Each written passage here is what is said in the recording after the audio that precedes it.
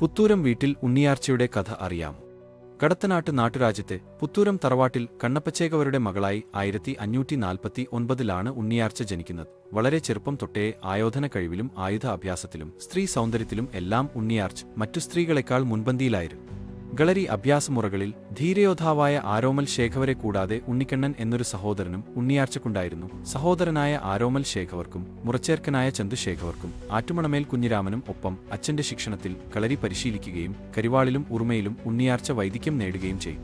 ചെറുപ്പം മുതലേ മുറച്ചിറക്കനായ ചന്തുവുമായി ഉണ്ണിയാർച്ചയ്ക്ക് വിവാഹം പറഞ്ഞുറപ്പിച്ചിരുന്നു. എന്നാൽ ഉണ്ണിയാർച്ച വളർന്നു വന്നപ്പോൾ സഹോദരനായ ആരോമൽ ചേകവർ ഈ വിവാഹത്തെ എതിർത്തു. മാത്രമല്ല ആറ്റുമണമേലെ കുഞ്ഞിരാമനെ കൊണ്ട് ആർച്ചയെ വിവാഹം കഴിപ്പിക്കുകയും ചെയ്തു.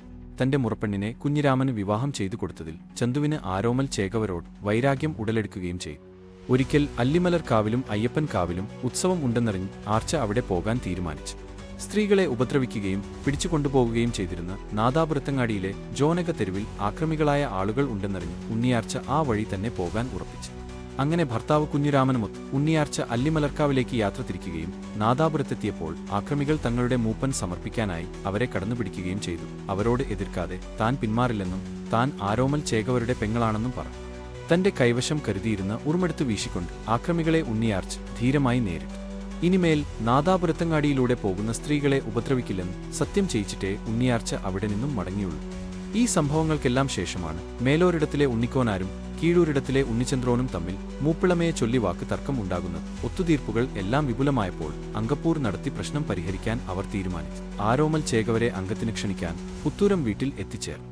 കളരിമുറകളെല്ലാം പഠിച്ചു കഴിഞ്ഞെങ്കിലും ആരോമൽ ചേകവരെ അംഗത്തിന് അയക്കാൻ അച്ഛനായ കണ്ണപ്പ ചേകവർ തയ്യാറായില്ല. എന്നാൽ അംഗത്തിന് പോകാതെ ഒരു ഭീരുവായിരിക്കാൻ തനിക്കാകില്ലെന്നും പറഞ്ഞു ആരോമൽ അംഗത്തിന് സമ്മതിക്കും. സഹായത്തിനായി ചന്തുവിനെ കൂട്ടാൻ തീരുമാനിക്കുകയും ചെയ്തു.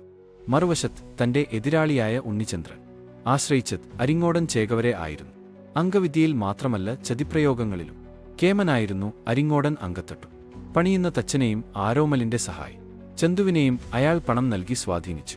ചന്തുവിന്റെ ചതിമൂലം അംഗമധ്യത്തിൽ വെച്ച് ആരോമലിന്റെ ചുരുക മുറിയുകയും അരിങ്ങോടനിൽ നിന്ന് ആരോമലിന്റെ നാഭിയിൽ മുറിവേൽക്കുകയും ചെയ്തു. എന്നാൽ തന്റെ മുറിഞ്ഞ ചുരുക കൊണ്ട് ആരോമൽ അരിങ്ങോടന്റെ തല വെട്ടിവീഴും. നാഭിയിൽ മുറിവേറ്റ് തളർന്ന ആരോമൽ എന്നാൽ ഈ അവസരം തന്റെ പകവീട്ടാനായി ചന്തു പ്രയോഗിച്ചു. അരികത്തിരുന്ന കുത്തുവിളക്കെടുത്ത് ആരോമലിന്റെ മുറിവിലേക്ക് കുത്തിയിറക്കുകയും ചെയ്തു. തുടർന്ന് രക്തം വാർന്ന് ആരോമൽ മരണത്തിന് കീഴടങ്ങി. തന്റെ പൊന്നാങ്ങളുടെ മരണമറിഞ്ഞ് കോപിതയായ ഉണ്ണിയാർച്ച തന്റെ മകനായ ആരോമുണ്ണിയെയും സഹോദരപുത്രനായ കണ്ണപ്പനുണ്ണിയെയും തന്റെ സഹോദരനെ ചതിച്ചു കൊന്ന ചന്തുവിനെ കൊലപ്പെടുത്താനായി പറഞ്ഞു. ഒടുവിൽ ആ ദൗത്യം അവർ നിറവേറ്റുകയും ചെയ്തു.